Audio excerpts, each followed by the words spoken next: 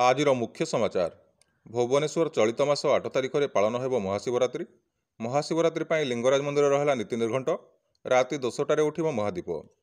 भुवनेश्वर उद्घाटित है बहुप्रतीक्षित बरमुंडा बस टर्मिनाल। राज्यर सबुठारु बड़ और अत्याधुनिक बस टर्मिनाल लोकार्पण कर मुख्यमंत्री नवीन पट्टनायक।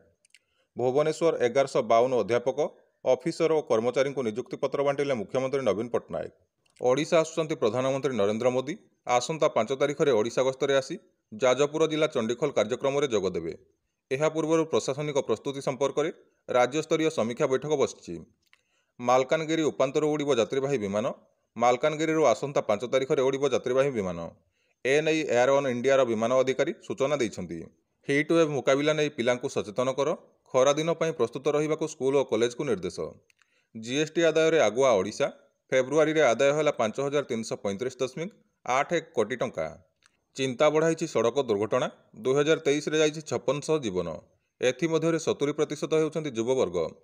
गंजाम जिले में लांच नेउथिबा बेले माड़ी बसिला भिजिलांस। गंजाम जिला आसिका जलसंपद विभाग सीआईडी डिविजन नंबर 8 कार्यनिर्वाही जंत्री बेणुधर दलाई और सही अफिसर कनिष्ठ किराणी कैलाश चंद्र बेहेरा भिजिलांस हाथ में धरा पड़ती। भुवनेश्वर निर्वाचन आगु आईएएस ओएस और आईपीएस स्तर में अदल बदल करुछन्ति राज्य सरकार। एही क्रम में आज आईपीएस स्तर में छोट धरणर अदल बदल होइछि। ओडिशा कांग्रेस निर्वाचन आगु कांग्रेस को बड़ झटका। हाथ छाड़देले पीसीसी उपसभापति रजत चौधरी। ल अफिसर मानक फी वृद्धि कले राज्य सरकार। कार्यरत 184 अतिरिक्त सरकारी वकिलों फी 50% वृद्धि। पेटीएम पेमेंट बैंकर अड़ुआ दिनकू दिन बढ़िबारे लागिछि। आर्थिक और इंटेलिजेंस यूनिट पीएमएलए अधीन थिबा पेटीएम पेमेंट बैंक उपरे 5.49 कोटी टंका जरिमाना लगाई। ढेंकानाल चांचल्य। नाबालिका दुष्कर्म पर हत्या संदेह। पत्थर रे अति निर्मम भाव छेची हत्या करछन्ति दुर्बृत्त।